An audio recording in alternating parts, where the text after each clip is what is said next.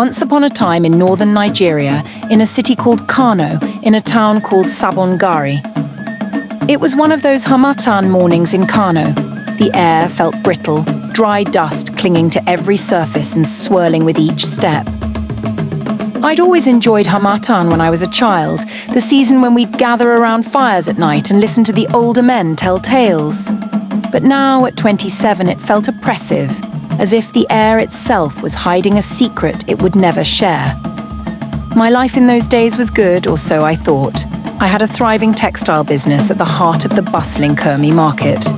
Imported fabric dealers and local artisans alike came to me, and each piece I sold was another step toward a better life. I could afford a comfortable apartment and even planned to expand my store. Life, I believed, was on the up and up.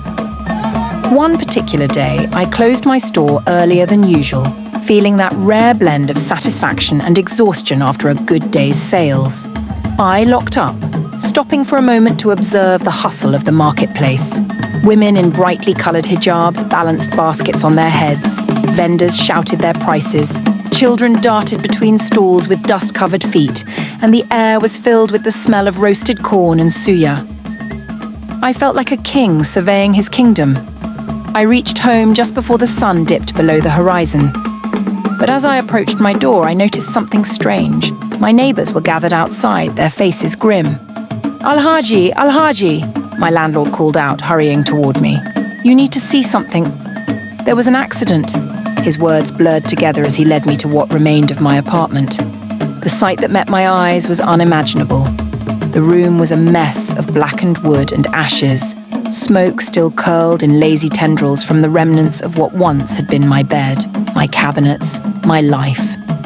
I stared, unable to comprehend that every piece of furniture, every memento, my life savings, my business records was reduced to ash in a single evening. The cause was simple: faulty wiring, an electric spark that ignited the old wood. But the loss was beyond measure.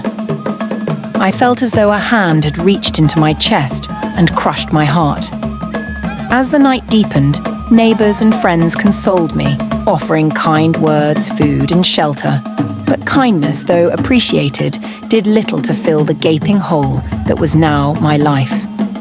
The next day dawned, unforgiving. I stood outside my store wondering how I could possibly rebuild. My thoughts spiraled into despair, and I felt an intense wave of helplessness until I heard a voice behind me. "Alhaji Musa, you've helped many people before," said the voice. I turned to see a familiar face, an old friend named Aliyu, who often bought fabric from me to resell. "Now it's our turn." Without waiting for a response, he spread the word throughout the market, and one by one, other merchants came forward with small donations, a few naira, some fabric, even food. These men and women, most of whom had little to spare, were now lifting me from my darkest hour. For a few weeks, I survived on the goodwill of others. It was humbling, but it reminded me of something I had lost along the way: a sense of community and kinship, which no amount of money could replace. In those days, I learned the true meaning of Zaman Lafia, living in peace, not because of material wealth, but because of the people who surround us. But the lessons didn't stop there. One Friday evening, as I joined the men for the Jumu'ah prayers, I saw an old man seated by the mosque's gate, looking feeble and lost. He was new to the area, and when I offered him my hand, he grasped it with surprising strength. His name was Malam Adamu, and his story was one of deep wisdom and pain. He'd been a scholar, renowned across Hausa land, but he had lost his family in a conflict and was forced to flee. His home, his life's work, all were gone, like ashes in the wind. That night, I invited him to stay with me.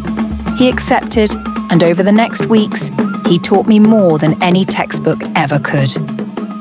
We spent our days discussing the Prophet's teachings, the importance of humility, and what it truly meant to live with purpose.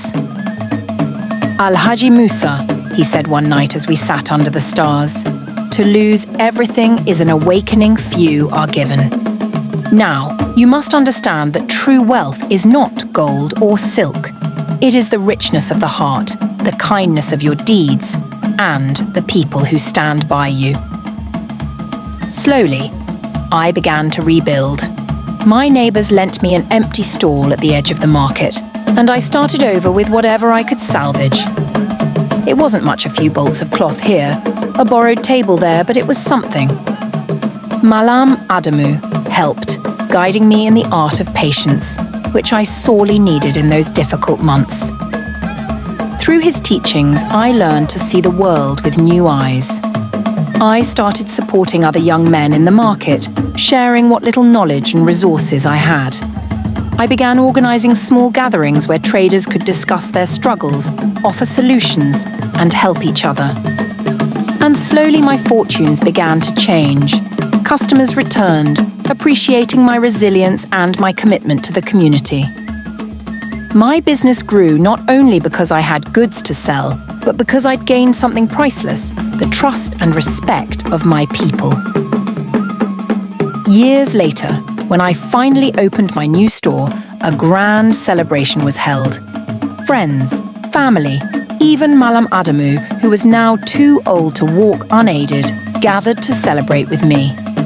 I looked around at all the faces and I knew I was truly richer than I had ever been in the days of my wealth and pride. In the end, the fire that had once destroyed everything gave me a life far more meaningful than what I'd lost. It was a life forged in loss, but reborn in the warmth of community, faith, and the priceless treasure of Zaman Lafia, living in peace, not alone, but surrounded by love. The end.